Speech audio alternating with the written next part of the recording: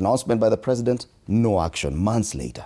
Then we see this one, 9 months after the said allegation, now the speaker takes action finally. It is very difficult to defend the speaker from this accusation, from the claim by Wamboka that it's simply political differences that have actually brought this to the fore.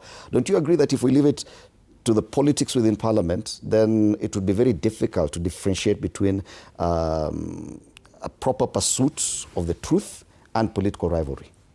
You see, I've listened to what Honorable Sosioni have said, and it answers itself right there.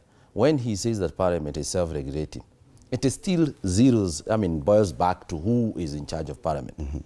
But Speaker Moses Wetang'ula have in any way have not been representing what it is Parliament stands for. If you look at his conduct from when he was appointed, when he was elected in that position, he's been serving a particular line of power. He has not even been afraid of going and showing up to the rallies and talking about the government and things like that. I believe the Speaker of a National Assembly should be someone who is non-partisan, somebody who balances off things, in terms of how they conduct themselves.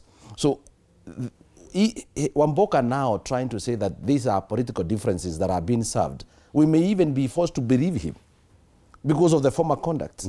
If you look at even previously in Orkarao, when there was a lot of complaints from people, it was said that you are not supposed to actually discuss an individual in Parliament without a substantive motion being moved, which is true. And I think there was a standing order that was actually quoted on that particular matter. But he has been allowing it to happen. He's been actually been superintending the same. Deputy Speaker is the one who actually read out that particular thing, Gladys Boss. She's the one who is now telling us and trying to fukuza Wamboka out of Parliament on an accusation. Previously, when Rigathi Gachagua was being impeached, herself in public acknowledged the fact that she was told to go to the house and chase someone. Ukisema niende pale nifanye hivi nitafanya. Herself. It boils down to conduct of individuals. Fred. I can guarantee you, this house will never serve Kenyans as long as we are going to use the same process that we used to elect them to power. Right. Because apparently, why would we be having the President of the Republic of Kenya call out the house as corrupt on a rally and say this house is corrupt, there's a problem with this house in terms of its conduct?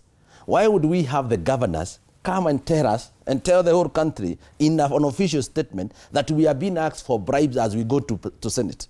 They are telling us what is happening. And the truth of the matter is that it happens, especially at the committee levels, depending on where you're going. By the time you are going to those parliament as the governors, you must first send a team ahead to go and first make things, So this kind of reaction is selective? It is absolutely selective. And it is just meant to play around with it's so timely that it is happening when we are getting to the final stretch of the campaigns. And now people need to clean themselves to show how good they are and how much they are taking action. There is nothing. It's exactly, that report came to Parliament 9 months ago. Hold that thought there, Ikua. It's exactly 7:01. We need to take a break. When we come back, I'll give the other two panelists time to conclude on this and whether or not we can differentiate between political rivalry and clear pursuit of justice. You're watching TV47 Breakfast.